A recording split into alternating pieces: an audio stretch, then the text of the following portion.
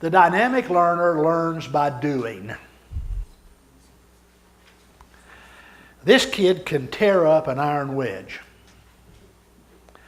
That's my youngest son.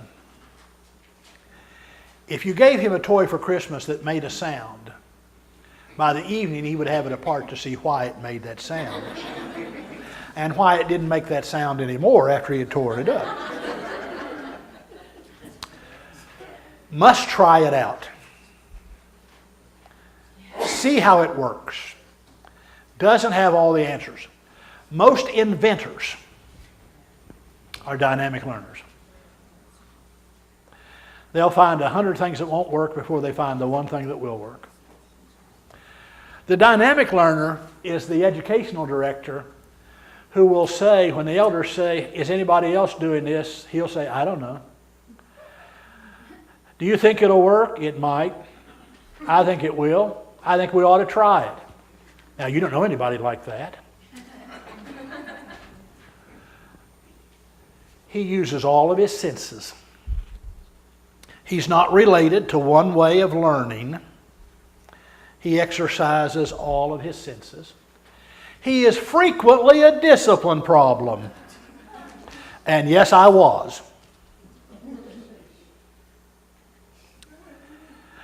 Why would the dynamic learner be a discipline problem? Strong-willed. Is trying it out. And while the teacher's teaching, he's over here trying to see if this makes sense and if this works.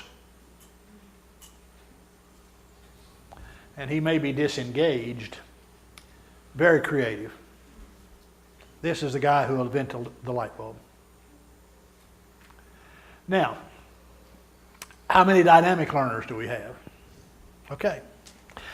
We have a fairly equal amount of learners, which illustrates my point. There's no bad or good learning style. Some learning styles equip you better for some jobs than other learning styles equip you for that job. But if you look at your test and you see one that you're very low in, let's suppose, for instance, and let me go back here a minute, that you are the imaginative learner. And you like the big picture. And at the School of Preaching, when I was there, we had an instructor, and that was how he was known as the big picture teacher. And in his mind, everything in the Bible related some way to the promise to Abraham.